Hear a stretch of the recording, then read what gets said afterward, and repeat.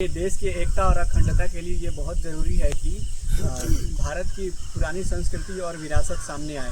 यादव का इतिहास और यादव समाज ने जो इस देश के लिए और इस विरासत और संस्कृति में जो अपना योगदान दिया है, इन चीज़ों को ध्यान में रखते हुए ये सबको ये अपने स्मरण में लाना चाहिए कि यादव समाज बहुत कुछ कर सकता है।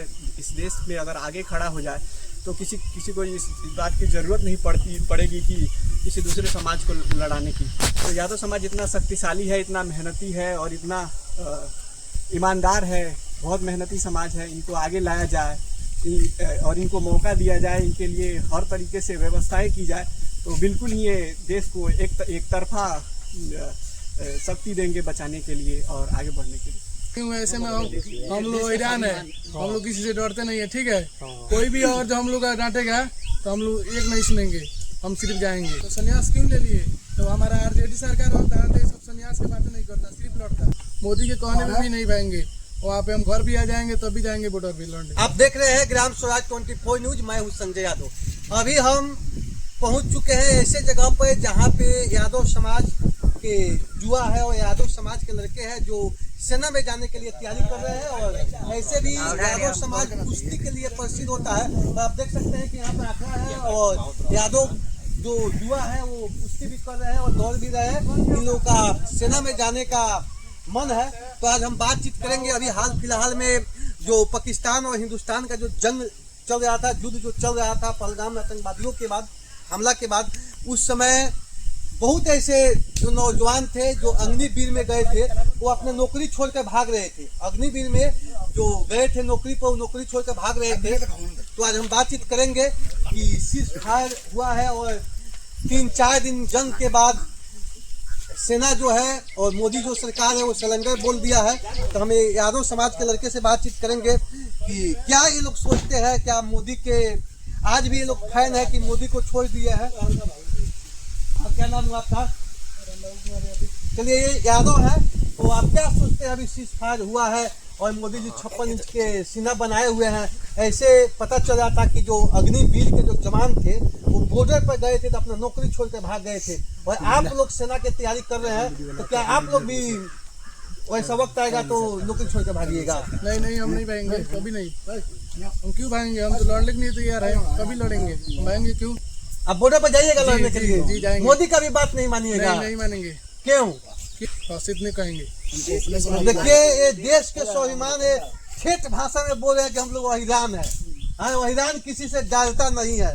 तो क्या मांग कीजिएगा? अभी जो देश में सीज फायर हुआ है तो पूरा देश मोदी के पक्ष में था और पूरा देश का कहना था कि पहलगाम में जो आतंकवादियों ने पर्यटकों को जो मर्मम हत्या किया है, जो पर्यटक शहीद हुए हैं, उसका न्याय मिलना चाहिए। जो आतंकवादी हमला किए हैं उनको खत्म करना चाहिए और ऐसा पाकिस्तान को जवाब दिया जाए कि फिर भविष्य में कोई आतंकवादी देश में हमला नहीं करे। और 3 दिन के ही बाद जब सीज फायर हो जाता है तो ऐसे तो आतंकवादियों का मनोबल बढ़ जाएगा, पाकिस्तान का मनोबल बढ़ गया तो बढ़ जाता है। क्यों? अब बताइए, वहाँ अमेरिका और कौन देश जैसे बातचीत हुआ था, आरजेडी सरकार होता तो सीज लड़ता।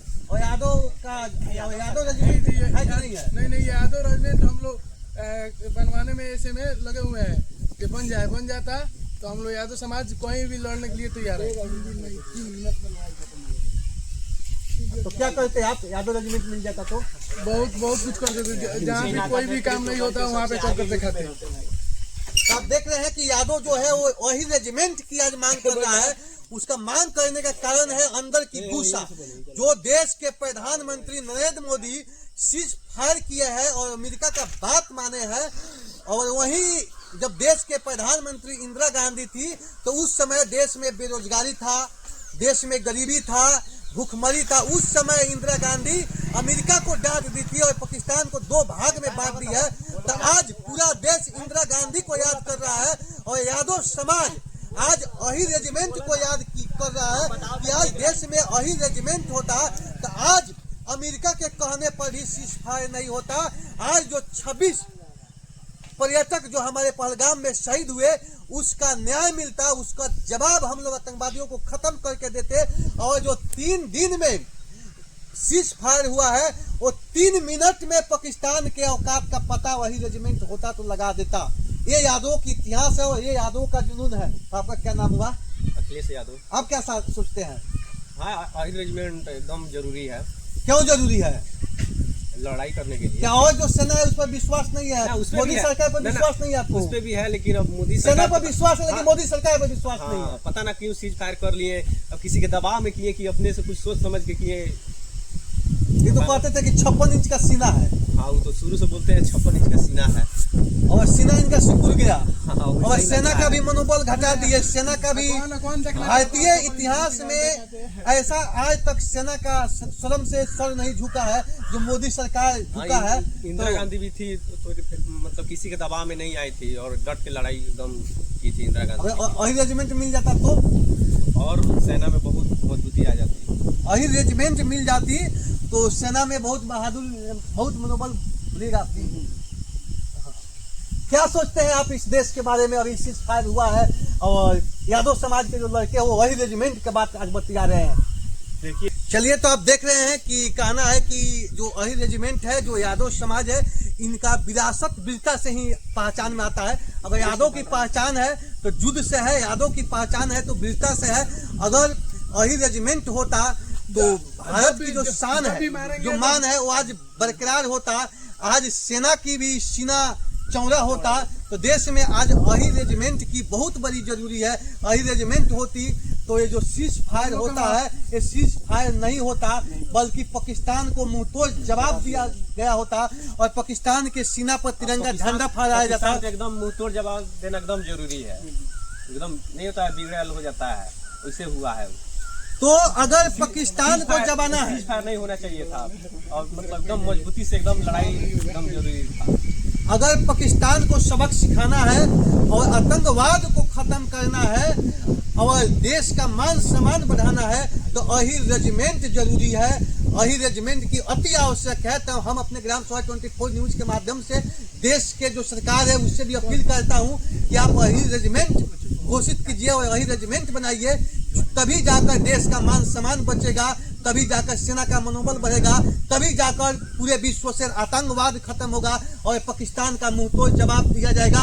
अगर अहिर रेजिमेंट नहीं बनेगा तो जिस तरह पहलगाम में आतंकवादी हमला किया है उसी तरह बार बार इस देश में हमला होता रहेगा और बार बार सरकार सीज फायर करके देश का शर्म से सर को नीचा करेगा और सेना का मनोबल बढ़ेगा। तो हम अपने ग्राम सभा 24 न्यूज के माध्यम से सरकार से अहिर रेजिमेंट का मांग करता हूं और देश का मान सम्मान बचाने का बात करता हूं और पाकिस्तान का सबक सिखाने का बात कर रहा हूं। जो भी कोई हम लोग को मारने वाला है दूसरा कोई नहीं है, बस कृष्ण भगवान है, ठीक है।